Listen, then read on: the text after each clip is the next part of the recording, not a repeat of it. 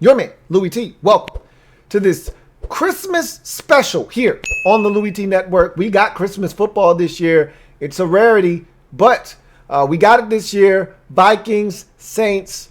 Man, this one didn't turn out the way that I thought it would. I thought this was going to be a nip and tuck, close battle throughout, with the Saints pulling it out late. And it seemed like it was trending in that direction, but then the fourth quarter happened and this thing got out of control rather quickly. Head coach Mike Zimmer of the Minnesota Vikings had some very harsh words for his defense. We'll talk about that in a second. I want to first start with the New Orleans Saints with an impressive victory. This was arguably their best performance of the year. I think the best performance, obviously, is the Sunday night game against the Buccaneers and the utter destruction of them 38-3. But this is, I think, probably a distant second, but nonetheless, I think this is their second best performance of the year. Now, I get it. The Vikings are 6-8, now 6-9. They were 6-8 coming into this game. They had lost 2 straight. They weren't going in the right direction, but neither was this Saints team, to be honest with you. Losers of 2 straight themselves, having given up some big yardage on the ground in the last 2 weeks. They were struggling, needless to say, had the Saints coming into this game. And look, the competition was great last week against Kansas City. It was a measuring stick. They thought that they kind of stood up tall to that test. Even though they lost, they felt good about how they played the Chiefs without arguably their best player on offense, Michael Thomas. And so they went into this game feeling like, hey, one, we got a chance to clinch the division at 11-4. Let's go ahead and knock that out. So week 17 is, for all intents and purposes, irrelevant. 2, we might be able to get the number 1 seed. If we want to have any chance, we're going to need to win this game, and we're going to need Green Bay to lose on Sunday night versus the Titans. But we got to do our part first to give ourselves a chance. Got to win. And 3, you just want to go into the playoffs with some confidence. You want to play good football down the stretch. And they not necessarily have done that going into this game, even though you could argue that Chiefs game was a lot tighter than some people thought it was going to be. If you watch the game, you know that thing could have gotten out of hand quickly if not for the Chiefs. I felt like taking their foot off the gas pedal a bit. And there was a turnover late in that game that kept the Saints in it and ultimately made it a lot closer than it needed to be.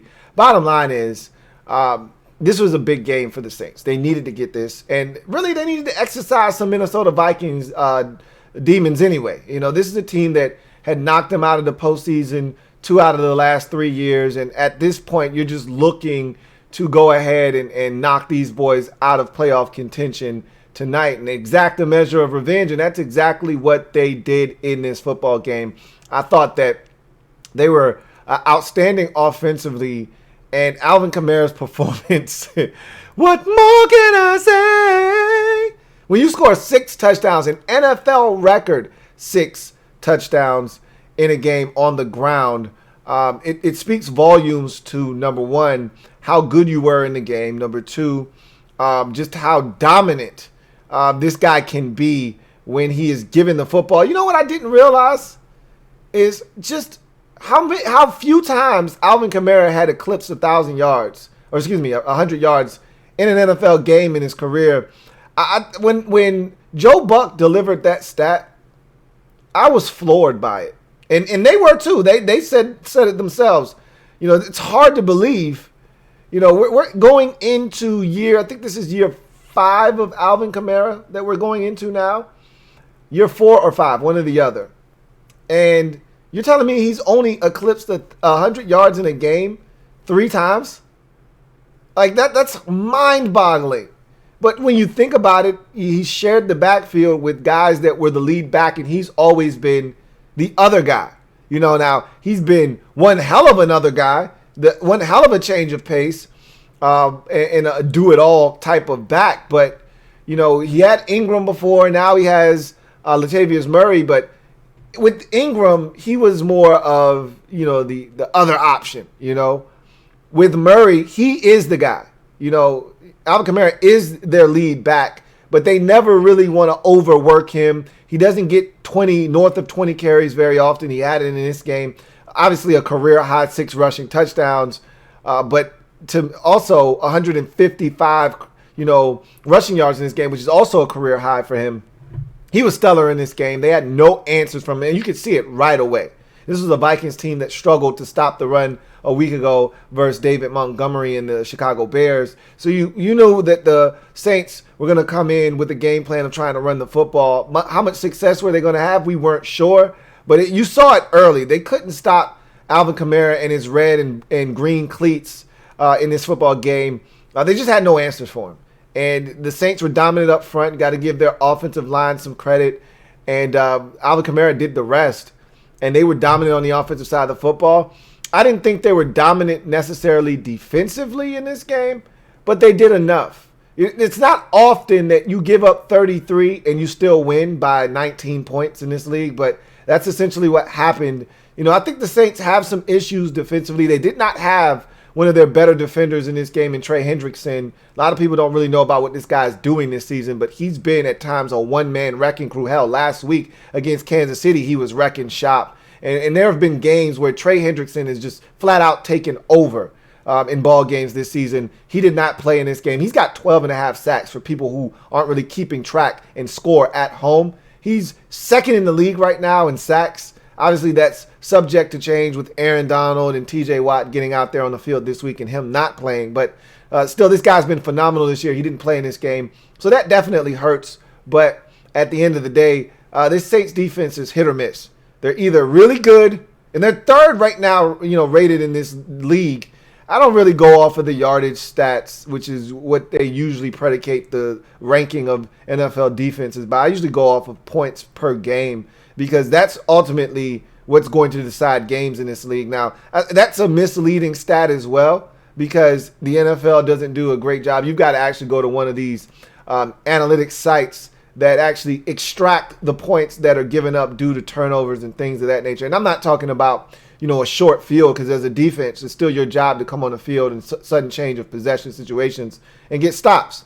But I'm talking about, if someone, you give up a pick six or a scoop and score or even a special teams touchdown, they just directly attribute that to your points per game average. And sometimes that's misleading because you didn't actually give anything up as a defense, yet the opposition scored 31 in that game, but only 17 of them you gave up as a defense. You get where I'm going with that. At the end of the day, I look at this Saints team, and I do think you can score against this Saints defense. But when they're on, they're a tough unit, man. When you've got Marshawn Lattimore playing lockdown ball on one side, and now Janoris Jenkins on the other side is playing quality ball, and you're getting pass rush from all over the football field. If Davenport's playing well, if Trey Hendrickson's playing well, if Cam Jordan is playing well, and all of a sudden, you got guys coming from everywhere, and you got Davis flying around the football field. You lost Quan Alexander tonight to a torn ACL. That's a tough loss there because this is the exact reason you went after him, to give you more team speed defensively to be able to run around and make plays. And so he's gone for the remainder of the season. But this defense, when they're on, they're tough. When they're not, you can score on them. And the Vikings are very capable offensively, as we all know. And so I wasn't all that impressed, needless to say, with their defense today. And frankly, I wasn't all that impressed with Drew Brees either. And, excuses can be made for him with the rib injury, and should he even be playing at this point? That's debatable. But he's in there. He's playing.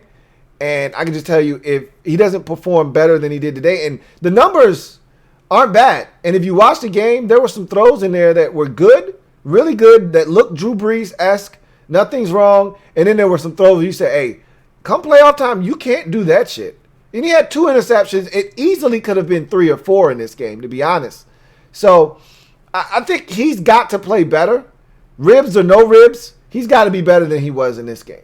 You play against better competition, and those 2 interceptions and a possible 3rd or 4th that could have been had in this game, that's going to cost you down the road. So, maybe he doesn't play next week. If I'm Sean Payton and the Packers win on Sunday night against Tennessee, and they've locked up the 1 seed, and you got nothing to play for. Obviously, the 2 seed may still be in question, because if you're 11-4 and Seattle wins in that big matchup versus the Rams in week number 16, and they get to 11-4, then obviously a win by Seattle in week 17 and a loss by New Orleans in week 17 means you're the 3 seed, not the 2 seed. And that can make all the difference between getting to the NFC Championship game or getting to the Super Bowl, for that matter. You never know what's going to happen if somebody does your dirty work for you, takes Green Bay out. Now you're sitting there with home field throughout because you're the 2 seed. That stuff matters. I know the bye week isn't there anymore, and so it changes the dynamic of what it really means to have the number 2 seed. But still, it matters, especially in the NFC. Not so much in the AFC, because I don't see anybody beating Kansas City before the championship game. But, in the NFC, anything could happen. Green Bay could get smoked the first game that they play, and you're sitting there with home field throughout because you got the number 2 seed. So I don't know if you'll be in a position to not play your guys in week 17, but you put yourself in that position if the Rams are able to beat the Seahawks, and those 2 teams are sitting there at 10-5 after week 16, then you're sitting there saying, what do we got to lose? We got nothing to play for. Let's just sit our guys. Let's sit Drew Brees, give him a week to heal up some more. Sit Alvin Kamara, and you can really rest your guys up. You really don't have to do that, but you could, because there's no bye week. So you could use this as a de facto bye week. So that's what you've bought yourself by winning this football game. You've already done that with Michael Thomas, where you put him on the shelf and say, hey, we're just going to go ahead and get him ready for the postseason. You put yourself in a position to do that with this performance. And it was dominant offensively, frankly. I mean, almost 600 yards of total offense. And to have 6 rushing touchdowns in the game. 7 if you count the Taysom Hill rushing touchdown. I mean, this was a dominant performance by the Saints, especially on the offensive side of football. They just couldn't be stopped tonight, which leads us to the Minnesota Vikings. And we start with Mike Zimmer's comments after the game. He pretty much went after his defense. And when I say went after him, I mean he was hard. He was harsh. He was straight to the point. He was direct. He said, this is the worst defense I've ever coached. This defense stinks, essentially is what he said. They're the worst defense I've ever coached. He's not wrong. I haven't been following Mike Zimmer's every move, in Dallas and in Cincinnati and now in Minnesota, but I know this is the worst defense he's coached in Minnesota. I know he didn't coach any stinkers in Cincinnati. And so I'm pretty sure he's 100% spot on that this is the worst defensive unit he's coached. And this is why I thought this team, before the season started, when everybody thought that they're going to win 10, 11 games and make the postseason again, I said they were going to be 8-8. Well, I was wrong, because they're sitting now at 6-9, and the best they can do is 7-9. But before the season started, I said this was an 8-8 outfit. Why? Because their defense was going to be young and dumb, and they were going to make mistakes, and they were going to get beat. I couldn't have accounted for Danielle Hunter being injured for the entire season. I couldn't have accounted for them trading for Yannick Ngakoue and then trading him away 5 weeks into the season, realizing that they didn't have much going on. But that's exactly what happened. And so you take a young secondary that we knew coming into the season was going to be a liability, and you take away the one thing that could have neutralized that young secondary, which is your pass rush. Trade away Everson Griffin. You trade away Yannick Ngakoue. There is no Danielle Hunter. And all of a sudden, you're not getting pressure on the quarterback consistently. You've got a linebacker core that's been banged up all season long. Anthony Barr, now Eric Kendricks is on the shelf. And you got that young secondary back there, Young corners in particular. You got your safeties that are veterans, but your corners, all of them are young. And so mistakes are going to be made. How are you going to overcome them? I just didn't see a path to doing that. The only thing I could see is that you had to outscore teams, and you weren't able to do that for much of this season, and you weren't able to do that in this game in particular. And so, this is frustration for a season that's been a roller coaster for Mike Zimmer. He got the extension. At least he's got that. Him and the general manager, Rick Spielman, both got extensions this year. So at least they know they're going to be around no matter what. But, here's a season that you start out 1-4 on the season, 1-5 as a matter of fact, and could have won, 3 or 4 of those games at the beginning of the season, the Titans game comes to mind as a game that you lost that you easily could have won. And there's several others in there that easily could have been wins, but were losses early in the season. And so there you are sitting at 1-5. The season's over. You trade away Yannick Ngakoue, and you've pretty much written yourself off. And then you win 5 out of 6 to get back to 500. You're playing incredible football. You lose to the Cowboys. That one loss is to the Cowboys, which was a very winnable football game. But despite that, you're 6-6. You're sitting there right back in the playoff chase. And then you lose 2 in a row, including one to Chicago, in which you give up 33 points. And you give up over 160 yards on the ground. Hell, I think it was more like 180 yards or so rushing when you factor in Mitchell Trubisky's yards on the ground as well. It wasn't a good day defensively against Chicago. You gave up too much in that football game, and you lose to the Bears in what was really an elimination game of sorts for me. I mean, 6-8 coming into this game. You weren't mathematically eliminated, but for all intents and purposes, you were. But that being said, you win this game, you give yourself new life. You look up and see what happens with Chicago. You look up and see what happens with Arizona, and maybe you have a chance to get back in. And Zimmer's frustration was really warranted and justified, because when you look at this game, the offense, really, honestly speaking, the offense has been really good this season. Slow start.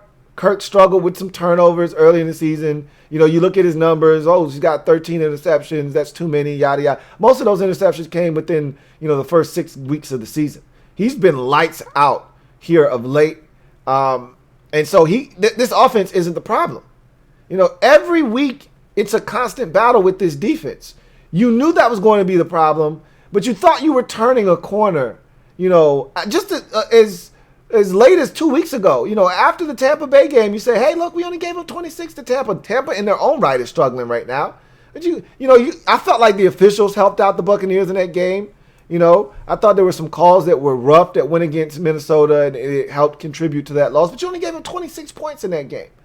You're not going to win many games giving up, only scoring 14. But your kicker missed, 4 kicks in that game? I mean, it was rough. Officials had a rough go of it. Your kicker had a rough go of it. You lose that game 26-14. But you're thinking to yourself, we're going to be fine. We got the Bears at home next week. We bounce back, get back to 500 at 7-7. Let's see where this thing goes. But you lose that game.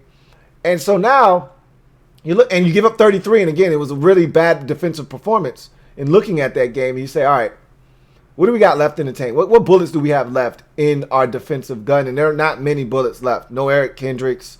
I talked about the defensive line and how it's been decimated by injuries and trades and things of that nature this season. The secondary, we thought was turning a corner.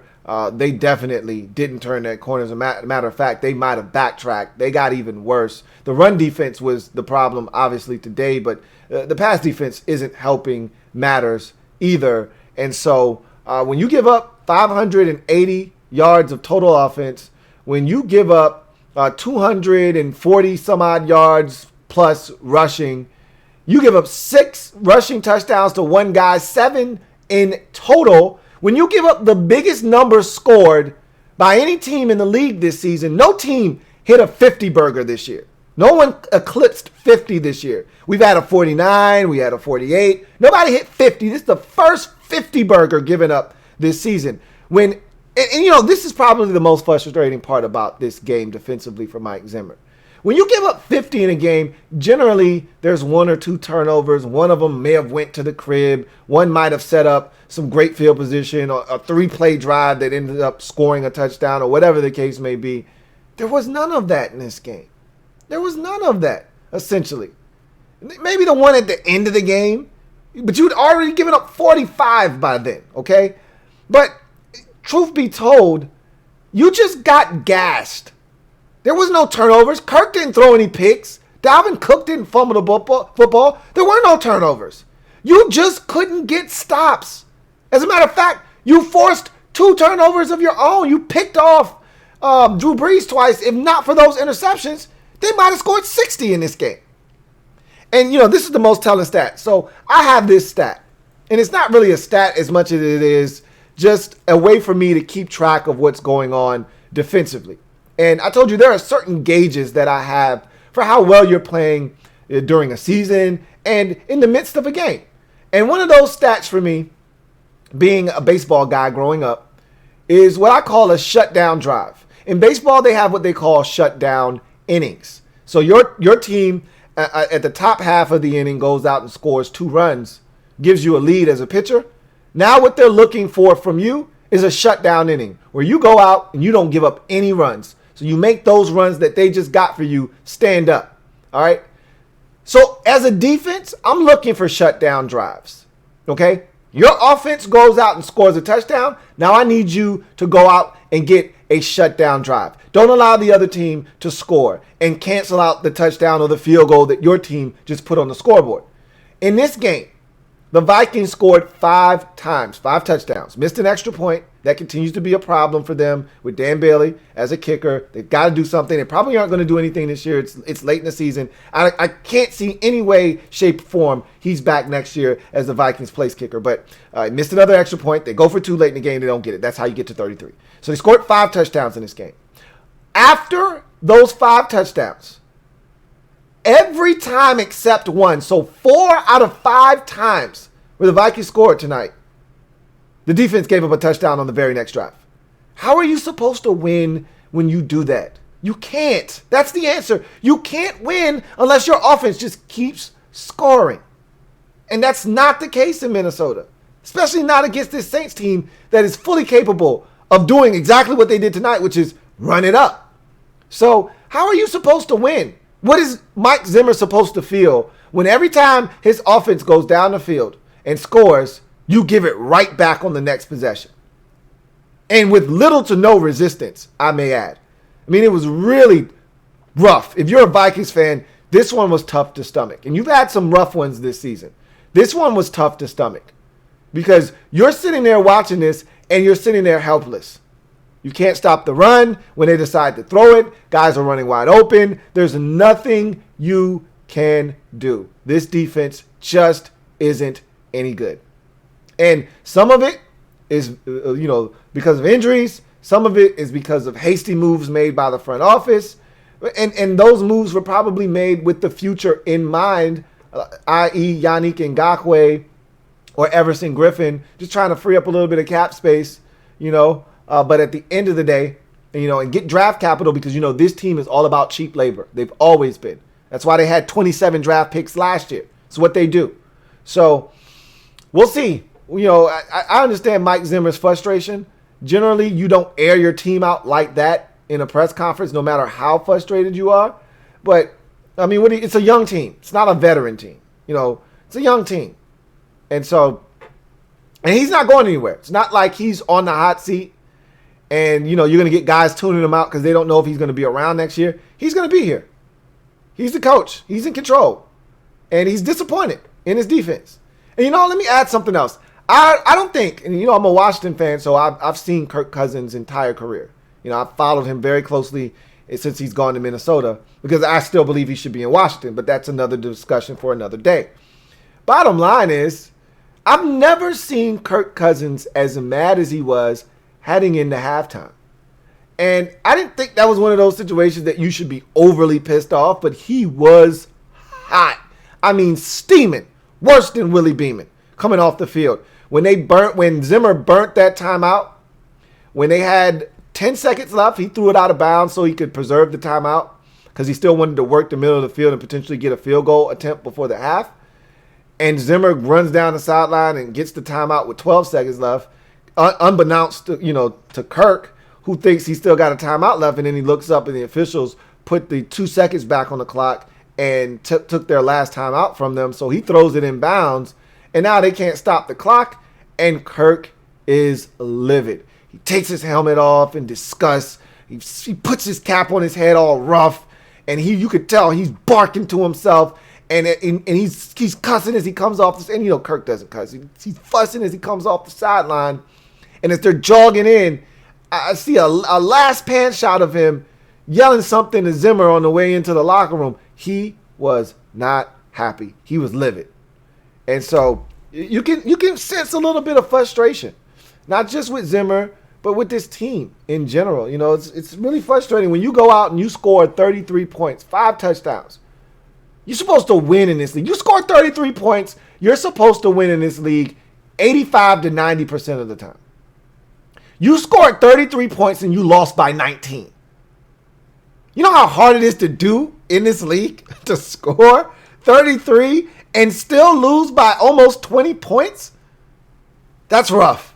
But that's the kind of defensive day it was for the Vikings. And when you're allowing guys to set NFL records on you, you know it's a long day. You know.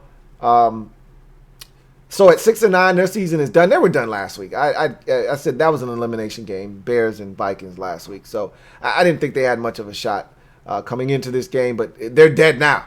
If they weren't dead before, if they had a faint pulse, the New Orleans Saints just pulled the plug on the Vikings season.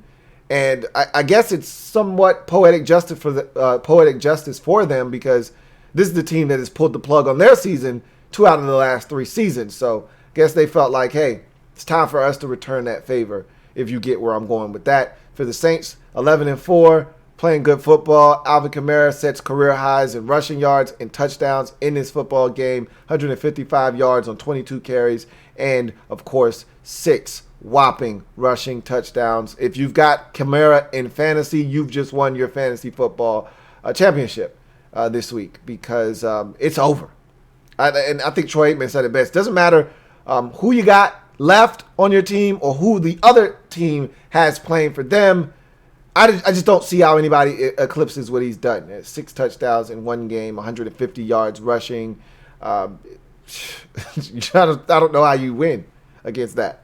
Anyway, I digress. 11-4, sitting at the number 2 seed currently in the NFC. Saints feel really good about themselves after this victory. Still think they've got work to do, but this was an impressive victory, to say the least, on Christmas Day.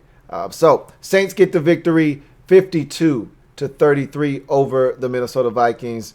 I think they're going to be more, fallout from this game from the Vikings. I think some changes will be made. I don't necessarily know where, with whom, or what, but I mean, there was a lot of frustration on that sideline today, not just from the head coach either. So we'll see what happens moving forward. But that's going to do it for me, your man Louie T. I thank you guys for joining me. Remember, if you haven't already done so, what are you waiting on? Go ahead and hit that subscribe button to get more from the Louie T Network. Looking forward to chopping it up with you in the near future. Hope your Christmas was merry and bright.